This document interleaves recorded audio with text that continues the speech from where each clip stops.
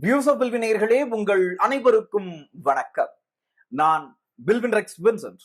இந்த வீடியோல நாம எதை பத்தி பார்க்க போறோம் அப்படின்னா, நம்மளுடைய இந்தியாவின் தலைநகரான டெல்லியில ஒரு முன்னணி கல்வி நிறுவனத்துல நடந்த பாலியல் குற்றம்.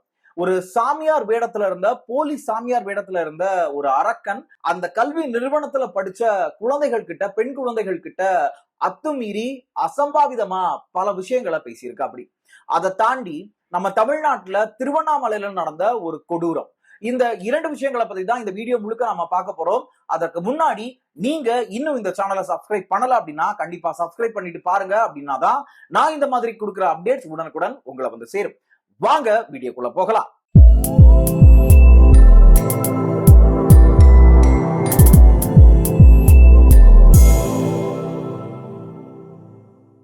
முதல்ல டெல்லியில ஒரு ஸ்கூல்ல நடந்த அந்த சம்பவத்தை பத்தி பார்க்கலாம். இந்தியாவின் தலைநகர் மிகப்பெரிய பாரம்பரியமான ஒரு பள்ளிக்கூடத்துலதான் இந்த ஒரு கொடூரம் நடந்திருக்கு. அந்த புகழ்பெற்ற கல்வி நிறுவனத்தோட இயக்குனரா இருந்தவர் தான் சைதன்யானந்தா. இவருடைய இயற்பெயர் என்னன்னா பார்த்தசாரதி. இவரு கடந்த பல ஆண்டுகளா அந்த கல்வி நிறுவனத்தை நிறுவி அதுல இயக்குனராகவும் இருக்காரு.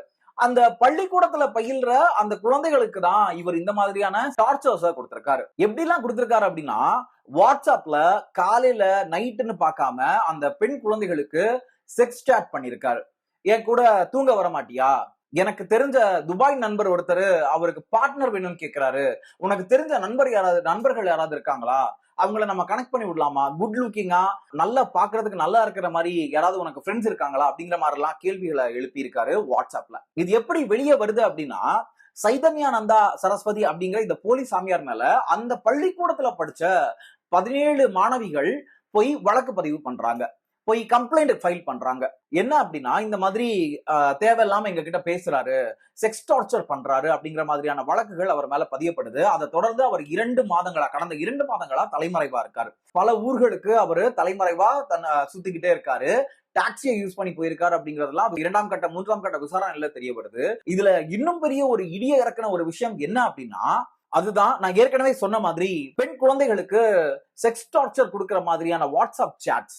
அது மட்டும் இல்லாம என்கிட்ட நிறைய நண்பர்கள் இருக்காங்க, என்கிட்ட துபாயில இருந்து ஒரு ஷேக் இருக்காரு, அவர் இந்த மாதிரி கேட்கிறாரு, அவருக்கு இது தேவை இருக்கு, அதை யாராவது நம்ம ஃபுல்ஃபில் பண்ணணும், உனக்கு தெரிஞ்சவங்க யாராவது இருக்காங்களா அப்படின்னு அந்த பள்ளிக்கூடத்துல படிச்ச மாணவிகள் கிட்டயே கேட்கிற அளவுக்கு இந்த அழகு தைரியம் இருக்கு. ஆனா இவரதான் ஒரு காலத்துல மானசீக குருவா ஏத்திருக்காங்க அந்த மாணவிகள் மட்டும் இல்லாம பெற்றோர்களா இருக்கட்டும் சரி, அங்க இருக்கக்கூடிய பொதுமக்களா இருக்கட்டும் சரி, எல்லாருமே அவர் ஒரு பெரிய ஒரு குருவா பார்த்து அவர் காலில் போய் விழுந்து அவர்கிட்ட ஆசீர்வாதம் வாங்குற அளவுக்கு அங்க நிறைய விஷயங்கள் நடந்திருக்கு. இதெல்லாம் பாக்குறப்போ சமுதாயத்துல போலி சாமியார்களின் எண்ணிக்கை காலகாலத்துக்கு அதிகரிச்சுட்டே இருக்கு.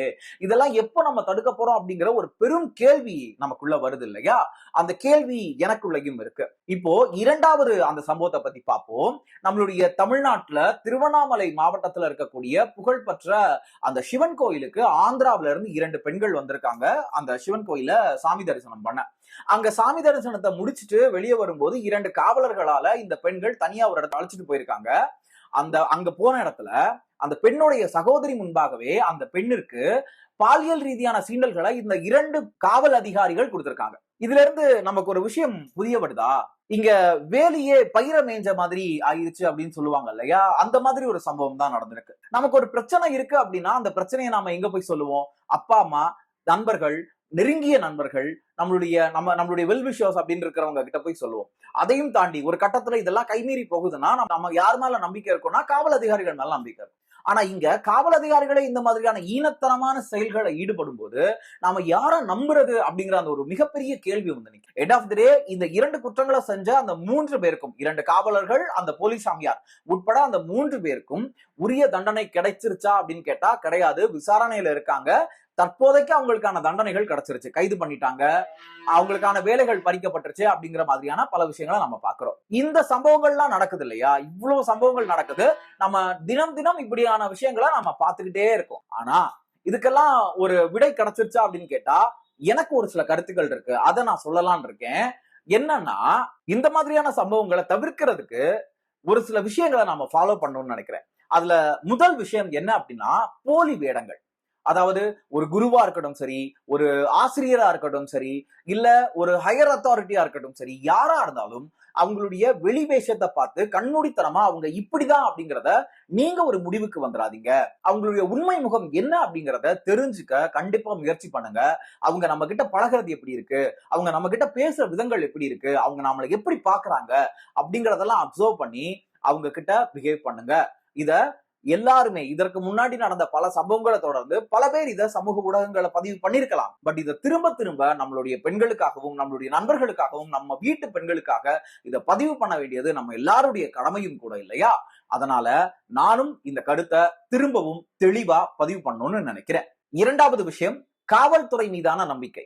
இந்த காவல்துறை அப்படிங்கிற அந்த ஒரு விஷயம், அந்த ஒரு கட்டமைப்பு இருக்கு இல்லையா, அந்த காவல்துறைங்கிற கட்டமைப்புக்குள்ள பல கருப்பாடுகள் இருக்கிறாங்க.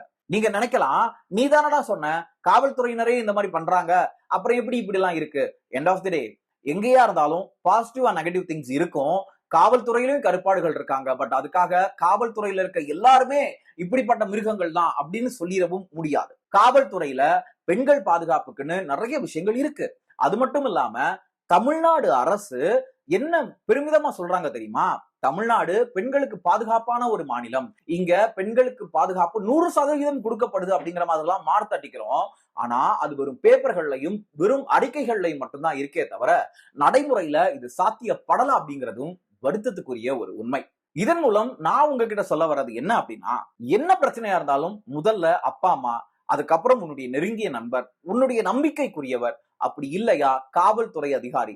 நீ சொல்லும் போதே அந்த அதிகாரி உன்கிட்ட லிசன் பண்றாரா, உன்னுடைய பிரச்சனைக்கு அந்த ஒரு பிரச்சனை இருக்குன்னா அந்த பிரச்சனைக்கான சொல்யூஷன் அவர் கொடுக்க நினைக்கிறாரா அப்படிங்கிறது உங்களுக்கு புரிஞ்சிடும். அதை புரிஞ்சுக்கிட்டு அவங்க கிட்ட நீங்க சொல்லிக்கோங்க.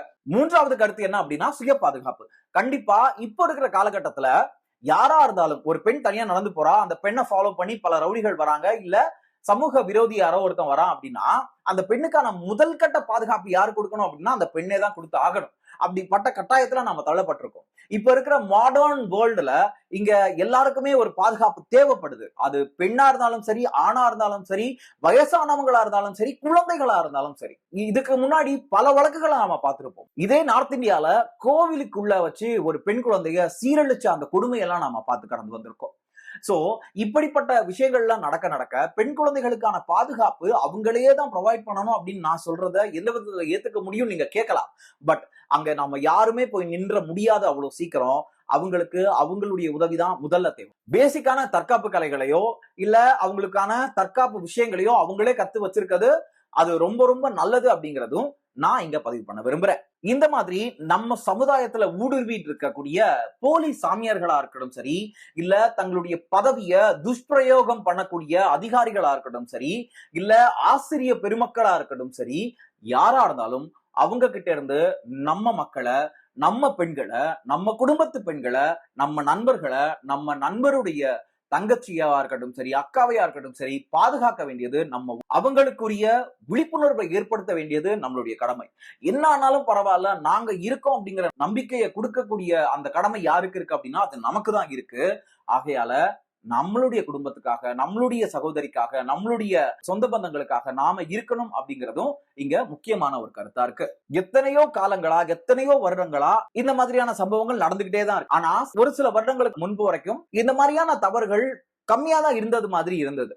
ஆனா என்னைக்கு இந்த சமூக ஊடகங்களா இருக்கட்டும் சரி, இல்ல இன்டர்நெட் அப்படிங்கிற அந்த ஒரு விஷயம் எல்லார் கைகளையும் போய் நிக்க ஆரம்பிச்சது நாள்ல இருந்து இன்னைக்கு வரைக்கும் இந்த குற்றங்களா இருக்கட்டும் சரி, இந்த குற்ற செயல்கள்ல ஈடுபடுபவர்களா இருக்கட்டும் சரி, நாளுக்கு நாள் அதிகரிச்சுட்டு இருக்காங்க அப்படிங்கிறதும் இங்க நிதர்சனமான உண்மை. இந்த மாதிரியான குற்ற செயல்கள்ல ஈடுபடுறவங்களுக்கு என்ன மாதிரியான தண்டனை கொடுக்கப்படணும் அப்படின்னு நீங்க நினைக்கிறீங்க? இல்ல இந்த மாதிரியான குற்ற செயல்களை தடுக்கணும், இந்த மாதிரி நடக்கவே கூடாது, அதுக்கு நாம என்ன பிரிகாஷன்ஸ் எடுக்கணும்னு நீங்க நினைக்கிறீங்க அப்படிங்கறத நம்மளுடைய கமெண்ட் பாக்ஸ்ல லீவ் பண்ணுங்க. மீண்டும் இன்னொரு வீடியோல உங்க எல்லாரையும் வந்து சந்திக்கிறேன். அது வரைக்கும் உங்களிடமிருந்து விடைபெறுவது நான் உங்கள் பில்வின் ரெக்ஸ் வின்சென்ட். நன்றி, வணக்கம்.